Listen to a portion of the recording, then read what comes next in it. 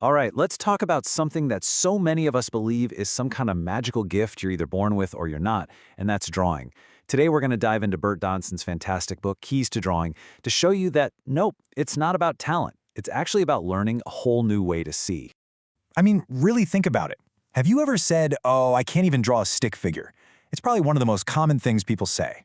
This whole idea that drawing is just for a few lucky, talented people is, well, it's everywhere. Well, you might want to buckle up, because according to Dodson, drawing isn't magic. Not at all. It's a set of totally practical, learnable skills that, yeah, pretty much anyone can master. So what even is drawing then? Well, here's the real definition. It's not about having some kind of gifted hand. It's all about training your eye to really, truly see the world accurately and then just putting that down on paper. It's a skill, just like learning to ride a bike or play the guitar.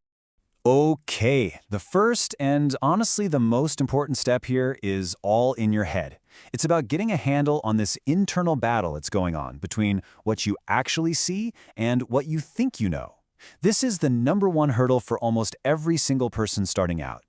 Now, this is where it gets really fascinating. You've got your knowing brain, which is super efficient, right? You think I, and it just pulls up a symbol, like an almond shape with a circle in it.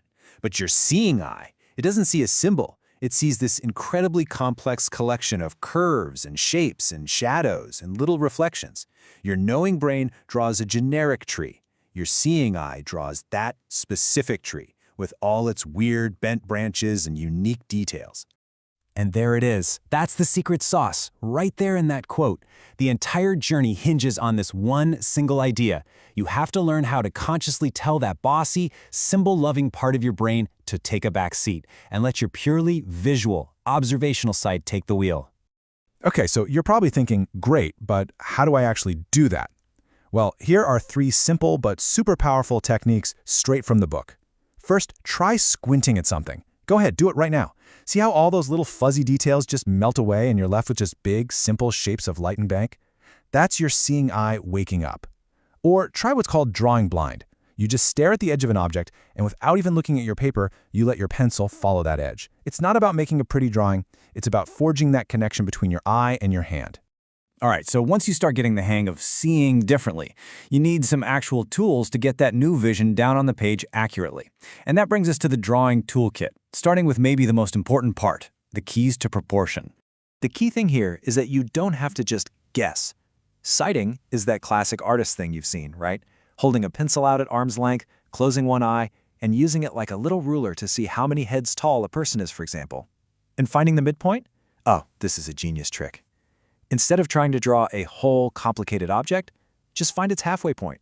Your accuracy will immediately get so much better. These aren't secrets, they're just solid, reliable techniques to make sure what you draw actually looks like what you see. Next up in our toolkit is something a little different. It's less about measurement and more about your personal touch, your expression. It's what Bert Dodson calls the artist's handwriting, and it's all about the kinds of marks you make. Yeah, just think about it like this. Sometimes you need a wild, energetic, loose line to capture, say, the feeling of movement. That's freeing your hand. But other times, you need a super crisp, controlled, perfect edge for something like a building. That's controlling your hand. A truly skilled artist doesn't just have one style of line. They have a whole vocabulary of marks they can pull from to express all kinds of different textures and ideas. Okay, so we've got the mental shift down, we've got the basic tools for accuracy and making good marks. Now we get to the really cool part, the stuff that feels like magic. Creating a believable illusion of a 3-dimensional world on a flat piece of paper. And look, it might seem like magic, but it's really not. It's just a set of principles. Overlapping is the easiest one. If one thing is in front of another, it's obviously closer.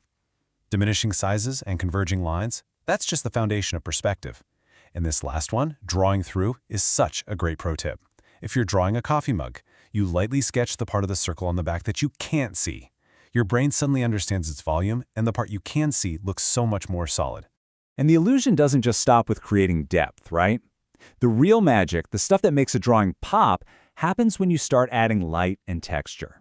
Using shadows isn't just about making things look dark. It's about sculpting the form, showing how the light hits an object. And this is where that artist's handwriting we talked about really pays off. You can use sharp, scratchy lines to convince someone they're looking at rough tree bark, or smooth, blended tones to make them feel the softness of a blanket. So, you've learned to see, to measure, to create these amazing illusions. But so what? What's the point of it all? It's not just to become some kind of human copy machine. The ultimate goal here is to unlock your own imagination. And honestly, this is the most exciting part. Once you really get a handle on these skills, proportion, perspective, light, texture, they stop being rules and they become your creative vocabulary. You're not just copying anymore. You can finally start writing your own visual sentences, telling your own stories. And Dodson gives us some really fun ways to start playing. Don't just draw your shoe, draw it from the perspective of an ant on the floor. Or try this join two bags idea. It's a brilliant way to spark your imagination. You basically just combine things from totally different sources into one drawing to see what new, unexpected thing you can create. This is where you really go from being a technician to being an artist. So when you boil it all down, what's the big takeaway here? Drawing isn't one single mysterious talent. It's a system, and as this book shows, there are more than 55 specific learnable keys that all build on each other to systematically unlock your potential. Look, the ability to draw is absolutely within your reach. It's not about being born with some special gift. It's just about being curious enough to learn the keys and patient enough to practice using them. So the only question left is, now that you have the keys, what will you unlock first?